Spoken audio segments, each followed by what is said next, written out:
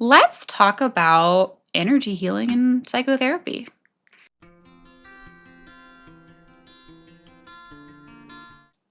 Hi, my name is Ayla Ault. I'm a licensed clinical social worker and individual and relational therapist, specializing in working with late diagnosed neurodivergent folks. I myself am a diagnosed ADHDer, and I can't wait to talk about how I do therapy. All right, so today I want to talk a little bit about how I, as a Reiki practitioner, bring that kind of energy healing into the therapy practice. Now, I know a lot of folks will hear Reiki, they'll hear the idea of energy work and think that has zero bearing on what I do as a therapist. And I just want to take some time explaining both what it is and how I use it, if that's something that you find interesting or want to learn more about in our work together, or if you're a therapist yourself and looking to bring in something new. A lot of times you'll hear Reiki practitioners call it kind of like an energetic massage. It's very relaxing to the nervous system.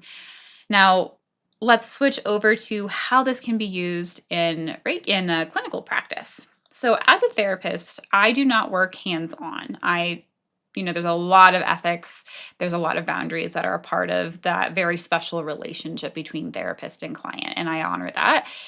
When I do Reiki, it's not something that is just done for Reiki's sake. All energy work that is a part of the work we are doing is to support the psychotherapy for the client. So, what does Reiki supported psychotherapy look like in my practice? Well, first and foremost, it's completely optional. And I always want to remind folks I have a lot of clients that are very diverse and have a lot of diverse ideas and experiences and curiosities. And so, I want you to know that just because this is something I offer does not mean that it's something you need to participate in, first and foremost. There will be, if you are a client of mine, a separate liability form just because Reiki is its own modality, and it's kind of this weird middle of a Venn diagram, not body work, but not body work. And so I always like to make sure that folks have a really clear idea of what Reiki looks like in my practice, and that means that I spell it out in writing for you, and you get to sign off on it. Now, if this is something that you're looking into, I will explain how I think we might use it together. Some folks, might find it really, really helpful as we are processing trauma. So let's say we're doing some EMDR work together, and oof, man, it's tough. Let's see if we can add some Reiki to that to help support the resourcing and the grounding that you need in order to better process. Or let's say we're doing some parts work and some other somatic work, right? EMDR is somatic, but it's not the only way to do somatic work. As we're working with the body, what I can do is send you Reiki, right? Reiki at a distance. I do not do hands on Reiki uh, as a therapist.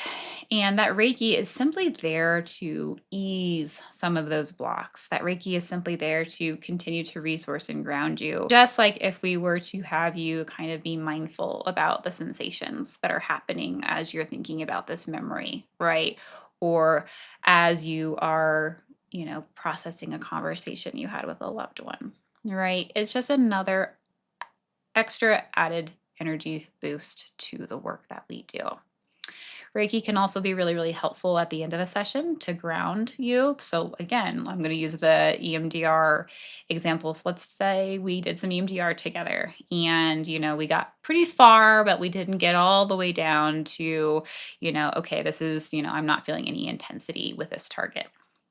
We always want to ground. And please, if your therapist is not grounding you when you're going into some pretty intense stuff by the end of your session, please ask them to, or take a look at some of my exercises and guided meditations that I've put out on the YouTube channel, because I think it's really, really important that you take care of your nervous system if your therapist isn't helping you do that. Let's say, okay, we did all of this. We did our body scan, we did our container, right? We've grounded you as best we can, but there's still, wow, we're still feeling it a little bit. Reiki might be one of those interventions or a part of that intervention in grounding you to help that nervous system feel a little bit more soothed, simply by noticing that energy that is being channeled to you, tapping into it yourself, and just allowing it to settle your body and your nervous system. Now, There's a lot of different ways. This is just an example that Reiki can be supportive. I also find it really, really important to empower my clients when it comes to all of the interventions I use, all of the work that I do, right? My goal is that you don't need me someday, right? My goal is that like I'm just here to support you in maintaining the most optimal level of wellness that you can have, right? That should always be the goal. I don't care if it's relational work, individual, I don't care what it is. That should always be the goal. Let's say that, you are looking to help your nervous system and energy work is something you really respond to, or that you've had energy work in the past. What we can do is help you learn to tap into that yourself for your own self healing and for your own, as like another tool in your toolbox for taking care of your body and your nervous system. That's another really, really wonderful way that Reiki can support our psychotherapy work. Now, I always like to remind folks that in psychotherapy, Reiki is never like all that we do, right? It is not the treatment and only the treatment. It's to support the treatment of our work together. It's to support, right, whatever treatment plan we have already created as our goals and that collaboration together.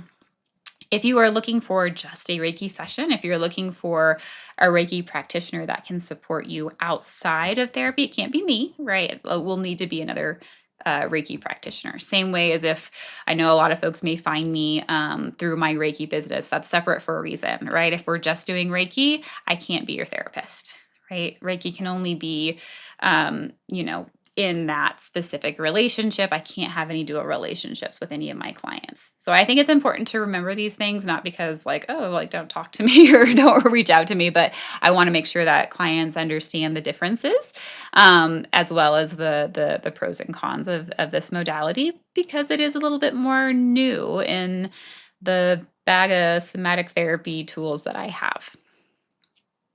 All right, so I've rambled on quite a bit about psychotherapeutic Reiki. I hope this has provided a little bit of clarity. Maybe you've heard of Reiki before, maybe you haven't. Maybe you're really, really curious about it. Maybe you think this is just completely weird and why is Ayla the therapist doing this? That's totally fair. But it is a service that I offer, and it is a part of that supportive, holistic view that I take when I work with my clients. If you have any questions, if you'd like me to go a little bit more in depth, if you would like me to I don't know, like share an exercise that might be helpful to learn a little bit more about Reiki or tap into it yourself. Please just let me know. Send me an email, sign up for my newsletter, add a comment. I am just always really happy to engage with folks and share what I know, as well as support you outside of the therapy room, whether you're my client or not. All right, friends. Well, it was so, so, so lovely to get to talk to you today. I hope this was helpful, and I look forward to seeing you in the next video. Take care.